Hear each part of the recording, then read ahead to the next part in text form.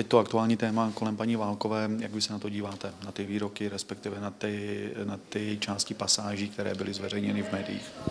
My jsme teď měli možnost s ní mluvit, ptát se jí. Ona nám představila celou šíři toho problému a trošku změnila i naše nahlížení na tu celou kauzu.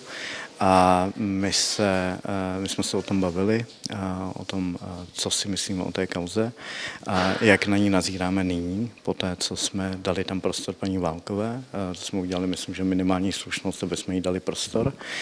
A někteří členové se rozhodují o tom, jestli jako zůstanou v radě, anebo budou rezignovat, ale nicméně odpověď na to je ještě předčasná, protože my teď budeme mít ještě jednání, kde vlastně padne nějaké jako zásadní rozhodnutí. Byla taková kritika, že vlastně rada se k tomu nepostavila jako jednotně, nevydala nějaké jednotné rázné prohlášení, například třeba rezignaci. Rada je složena z dospělých lidí, každý má svůj vlastně názor na tu věc a je zcela přirozené, že i v rámci občanské rady budou panovat rozdílné názory. To já ctím a proto nelze očekávat, že třeba v tak zásadní věci, jako je podpora. No právě třeba zásadní věc pro spoustu lidí je právě to, že vlastně ty pasáže těch článků v těch sbornicích skutečně spousta z Romů v republice je dotčena tím, co se zveřejnilo. To znamená, vy jako rada, která vlastně reprezentuje vlastně romskou populaci v Česku, jako jste necítili říct jasné, tohle odsuzujeme? My jsme to řekli paní Válkové dneska, že ty publikace byly nešťastné. Ten pohled na tu celou publikaci a to vyznění trošku je jiný, než je v médiích jako prezentován. No, jak to vnímáte teď? Jako, že to bylo v pořádku? Nevím, jestli se dá jako jednoznačně odsoudit, jestli to bylo v pořádku nebo ne. Musíme to sledovat jako v kontextu doby.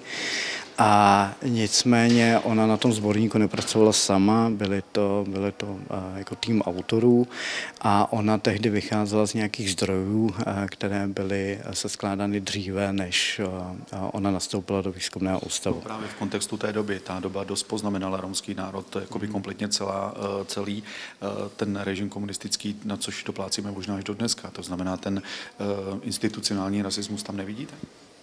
Že se podílela právě na tom, že ty instituce nějakým způsobem vnímaly Romy a vnímaly je právě třeba i tak, že vlastně o nich bylo řečeno, že nejsou studijní typy, že by neměli studovat. Na této zrovna části ona se nepodílela, ona psala o delikventním chování již odsouzených lidí, mezi nimi byla značná část Romů a o tom ona psala. Takže ona nepsala o tom, že by Romové neměli předpoklady v vzdělávání, ale o delikventních Romech. To vám řekla, to jste v těch sbornicích teda ne? To jsme v sbornicích vyčetli, to tak jako bylo.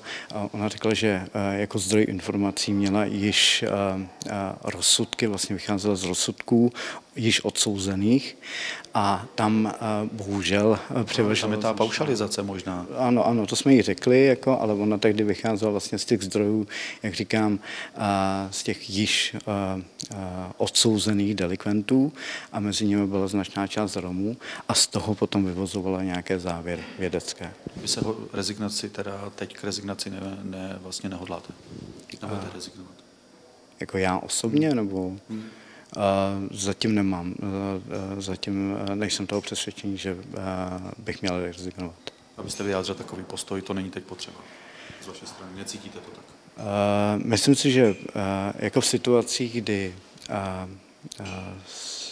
nebo právě v těchto situacích si myslím, že bouchnout za sebou dveřma by nebylo správné. Myslím, že před náma stojí mnohem jako závažnější úkoly, které můžou ohrozit život mnoha jako dalších Romů.